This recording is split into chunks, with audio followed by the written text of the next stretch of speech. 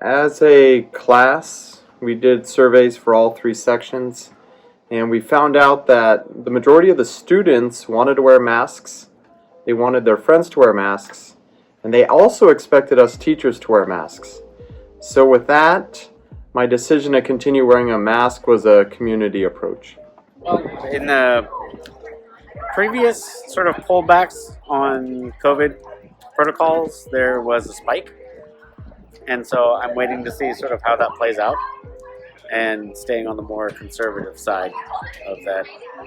I've continued wearing a mask mainly because I feel like we aren't really over the whole bump of the pandemic yet, but also we're in the middle of flu season right now. So I feel like it's safer for me to wear a mask because it's gonna help protect me and those around me from getting sick. I have decided not to wear one for a couple of little, reasons. First of all, as somebody who, even though I have an autoimmune compromised, immune system, due to the fact that I have multiple sclerosis, I have been finding that I'm trying to let my body protect itself in the natural way, build up the tolerance to it, what's going on. I'm very precautious. I always have one with me in case it's needed, but I have just been trying to just live my life and just as normal as possible without restrictions to try to see if that's the healthiest way for me. But I respect, I have a couple of students here and there who aren't wearing them, but the rest of you have all just stayed the course, stay healthy, and so forth. But make sure you get, your shots.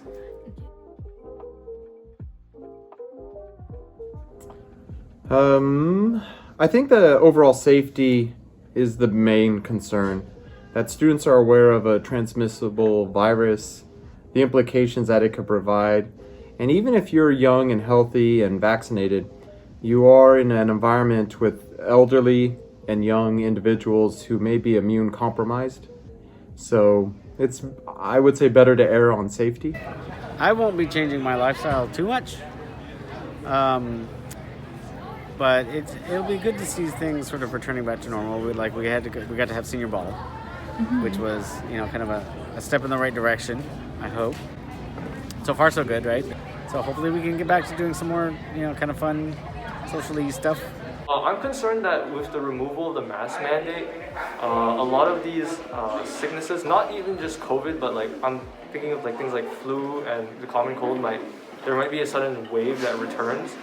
And I'm scared that obviously that I get sick because we're about to go into AP testing season and I'm not really confident that I have the capability of studying so much as if I'm sick. So that's the biggest thing for me, is that I want to make sure that everyone, like myself and those around me, are healthy so that they can do their best.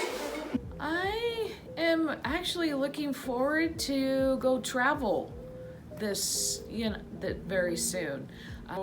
Getting on a plane and going somewhere else to see family, go to Astoria, just go see things that aren't around here, venture out.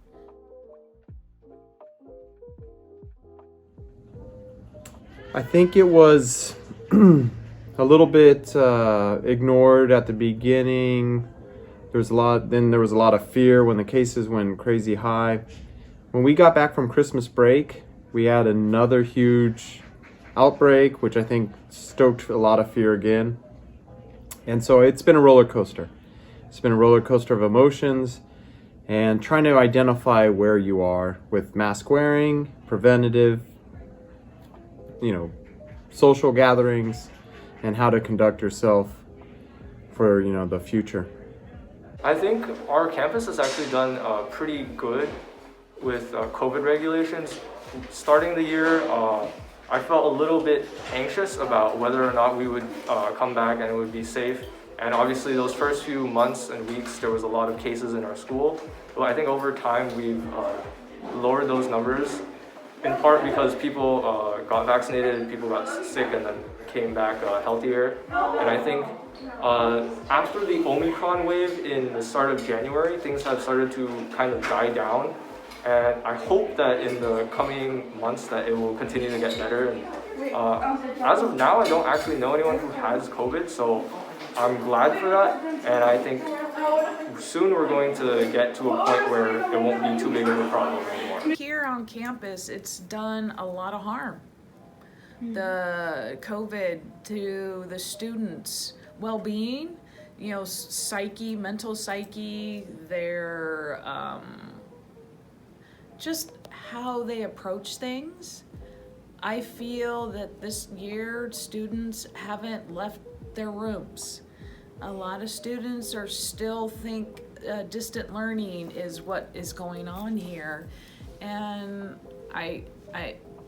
it has been kind of stressful for teachers because the amount of students not making up work or not being held accountable for something they've missed, and now, oh, I was sick, has become an excuse to not have to do anything.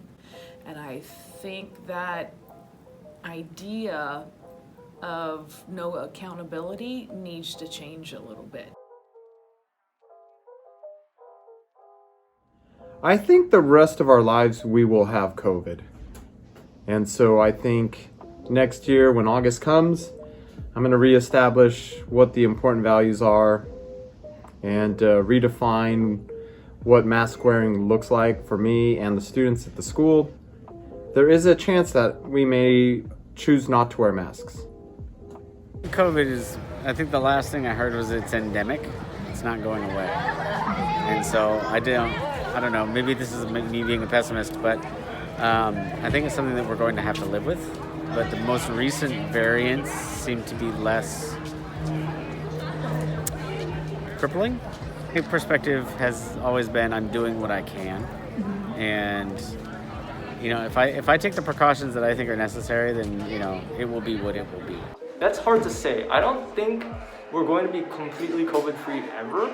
I think maybe by next year, a large enough population will be vaccinated where we think of COVID somewhat like measles or like one of those highly contagious but sort of contained viruses where we're not really too scared of it anymore, but we still recognize its threat and we still work to contain it. But I think as a school next year, we won't be so strict about COVID.